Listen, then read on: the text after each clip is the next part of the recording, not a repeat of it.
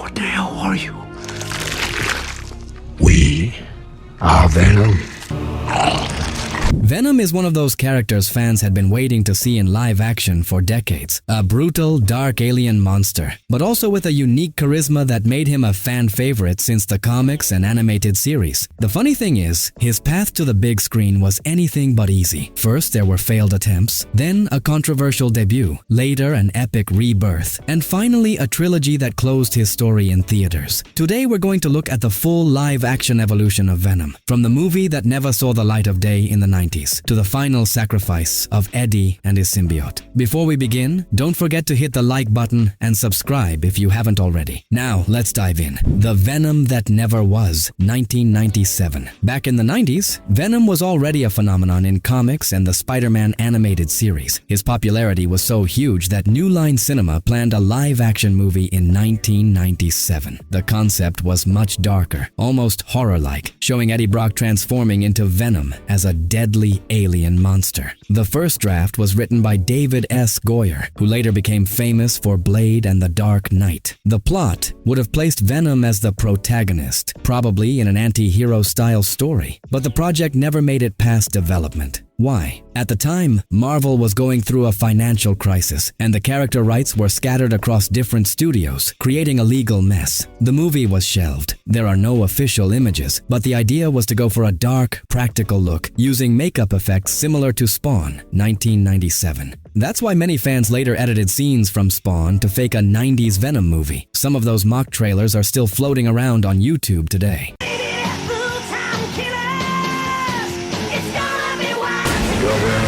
I'm inhabiting you. The vision leaned more toward a horror monster than a wisecracking anti-hero. It would have been a brutal, violent Venom, very different in tone from what we eventually saw in 2007 or 2018. Had it been made, this Venom could have been cinema's first dark anti-hero, even before Blade, 1998. Spider-Man 3, 2007, the symbiote's debut. Peter Parker is living his best moment. He's with MJ, the city loves him, and he's planning to propose. But everything changes when an alien symbiote falls from space and bonds with his suit. The black suit boosts his powers, but also brings out his darker side. Arrogant, aggressive, even cruel. This is exactly what I need to scoop Parker. Give me some of that web action. See ya, chump. Meanwhile, new threats arise. Harry Osborn seeks revenge for his father's death as the new Goblin, and Flint Marko, a thief who accidentally gains sand powers, turns out to be the real killer of Uncle Ben. Peter eventually realizes the symbiote is consuming him and manages to rip it off inside a church bell tower, since loud sounds weaken it. The problem? The symbiote doesn't die. It bonds with Eddie Brock, a rival photographer filled with hatred for Peter, and together they become Venom.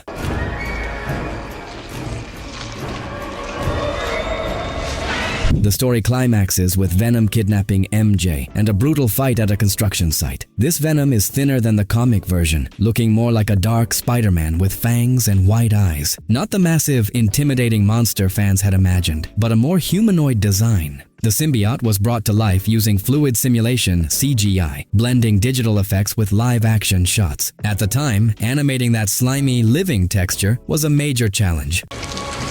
Hey, Parker. My God, Eddie. Ooh, my spider sense is tingling.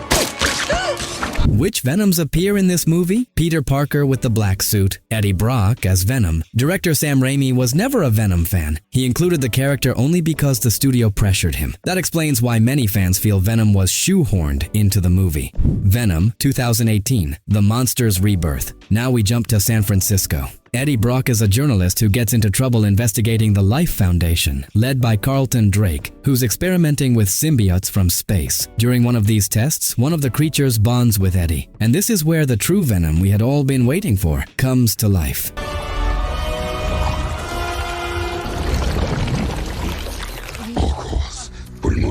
Brutal, massive, and feral. The story focuses on Eddie's relationship with Venom. At first, it's pure chaos, voices in his head, hunger for human flesh, and zero control. But little by little, it turns into a strange partnership. Eddie needs Venom to survive, and Venom needs Eddie as his host. The main villain is Riot, an even deadlier symbiote that bonds with Carlton Drake. The final battle takes place on a launch platform, where Venom and Eddie defeat him, preventing more symbiotes from arriving on Earth. This Venom is the dream design, enormous, muscular, with tar-like black skin, shark-like teeth, and a never-ending tongue, much more intimidating and comic accurate than the one from Spider-Man 3. This version quickly won fans over. Sarcastic, dark, hungry for humans, but with a toxic roommate kind of bond with Eddie. They argue, they annoy each other, but deep down, they complete one another. The very definition of an anti-hero, devouring villains while still protecting innocence. In fact, you go anywhere in the city, preying on innocent people, and we will find you. The CGI was top-notch, inspired by jellyfish, mold, and sea creatures to give Venom that ever-moving, slimy texture. Tom Hardy not only played Eddie, he also recorded Venom's voice, which was later distorted to sound deep and monstrous. Which Venoms appear in this movie? Venom, Eddie Brock, the main character. Riot, Carlton Drake, the larger, more weaponized antagonist. She-Venom, Anne Weying, a brief cameo when the symbiote uses Eddie's ex to return to him. The famous scene where Eddie eats a live lobster in a restaurant was actually improvised by Tom Hardy, and it stayed in the film because it perfectly captured how bizarre it feels to be possessed by Venom. The director wanted Venom to look photorealistic in real locations, so his texture was designed to react like a slimy liquid under San Francisco's urban lighting.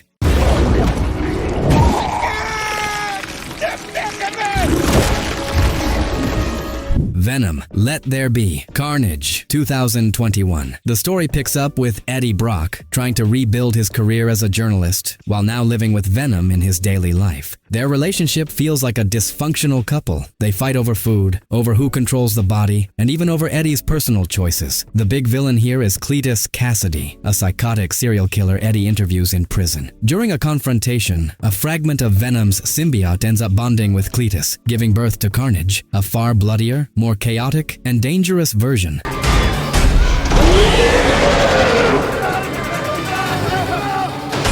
Cletus escapes, reunites with his girlfriend Frances, whose sonic powers are lethal to symbiotes, and together they unleash chaos. The final showdown is a brutal battle in a cathedral, where Eddie and Venom barely manage to defeat Cletus by devouring him, though they almost don't survive. In this movie, Venom keeps his massive, menacing design from the first film, but with more expressiveness, more gestures, more humor, and more humanity in his bond with Eddie. Carnage, on the other hand, is a visual masterpiece. Bright red, taller, lean, yet deadly, with sharp tentacles he uses as weapons.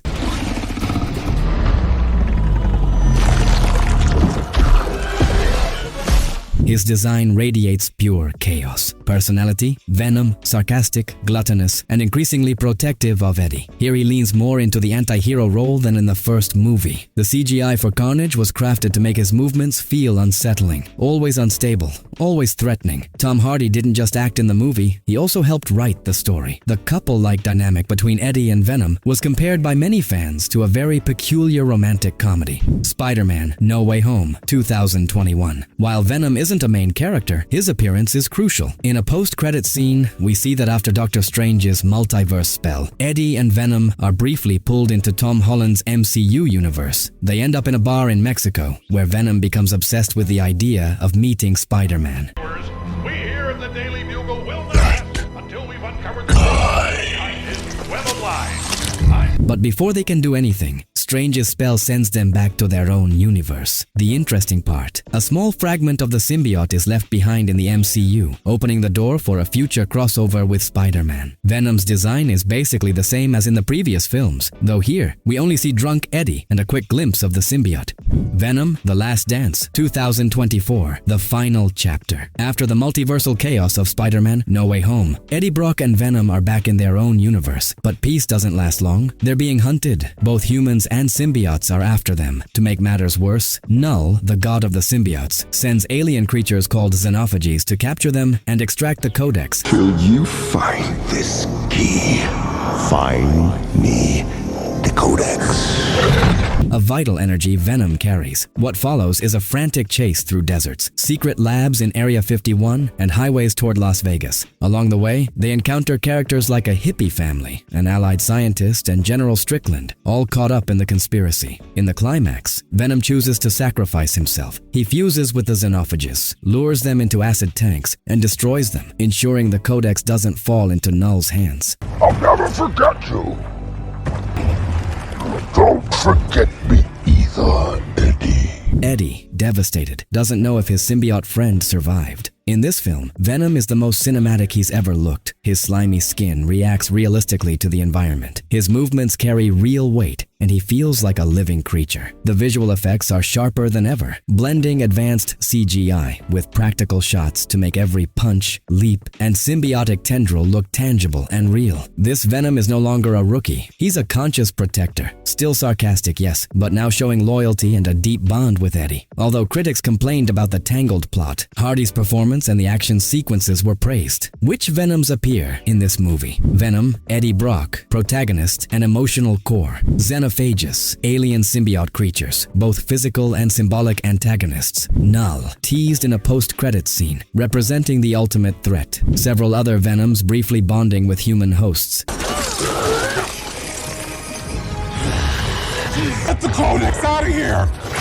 It's an emotional finale. Venom literally sacrifices himself. And with that, our journey through the evolution of Venom comes to an end. From the movie that never saw the light of day in the 90s to his heartbreaking farewell in The Last Dance, a character who went from horror monster to Spider-Man villain to an anti-hero beloved by fans. If you enjoyed this video on Venom's story, don't forget to leave a like, subscribe, and turn on the notification bell. That way, you won't miss more videos on the evolution of heroes, villains, and anti-heroes that shaped our childhood and cinema. See you in the next one.